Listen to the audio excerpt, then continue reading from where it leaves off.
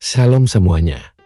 Sering kita lihat di media sosial pernikahan sesama jenis yang terjadi di luar negeri, dan yang buat geleng-geleng, justru pernikahan sesama jenis ini diberkati oleh pendeta. Karena hal inilah, timbul pemikiran dari orang lain di luar Kristen bahwa kekristenan mendukung pernikahan sesama jenis. Apakah benar demikian? Mari kita lihat dari sudut pandang Alkitab.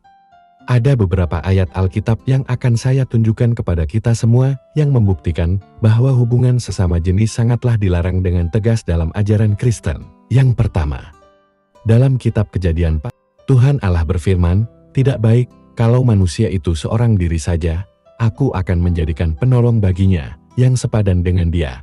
Lalu Tuhan Allah membentuk dari tanah segala binatang hutan dan segala burung di udara, dibawanyalah semuanya kepada manusia itu untuk melihat bagaimana ia menamainya, dan seperti nama yang diberikan manusia itu kepada tiap-tiap makhluk yang hidup, demikianlah nanti nama makhluk itu.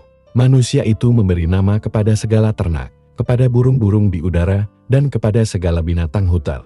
Tetapi baginya sendiri ia tidak menjumpai penolong yang sepadan dengan dia. Lalu Tuhan Allah membuat manusia itu tidur nyenyak. Ketika ia tidur, Tuhan Allah mengambil salah satu rusuk daripadanya, lalu menutup tempat itu dengan daging. Dan dari rusuk yang diambil Tuhan Allah dari manusia itu, dibangunnyalah seorang perempuan, lalu dibawanya kepada manusia itu. Lalu berkatalah manusia itu, "Inilah dia, tulang dari tulangku dan daging dari dagingku. Ia akan dinamai perempuan, sebab ia diambil dari laki-laki." Dari pembacaan ini, kita tahu bahwa yang diciptakan Tuhan sebagai pendamping yang sepadan bagi laki-laki adalah perempuan, bukan laki-laki. Yang kedua, Imamat 18 ayat 22 mencatat, "Janganlah engkau tidur dengan laki-laki secara orang bersetubuh dengan perempuan, karena itu suatu kekejian." Di ayat ini menuliskan bahwa tidur dengan laki-laki secara bersetubuh dengan perempuan adalah suatu kekejian bagi Tuhan. Ketiga, Imamat 20 ayat 13.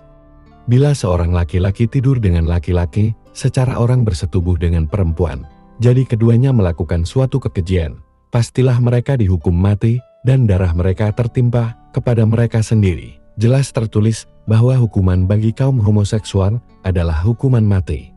Dan yang terakhir, Ulangan 22 ayat 5.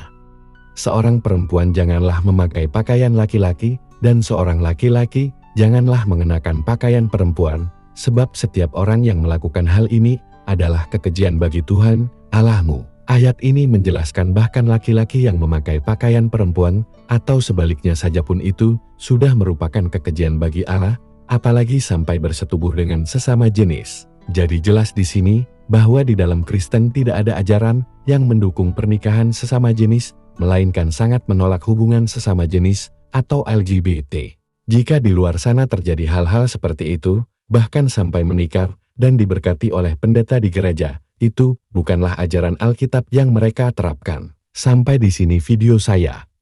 Terima kasih telah menonton. Tuhan Yesus memberkati.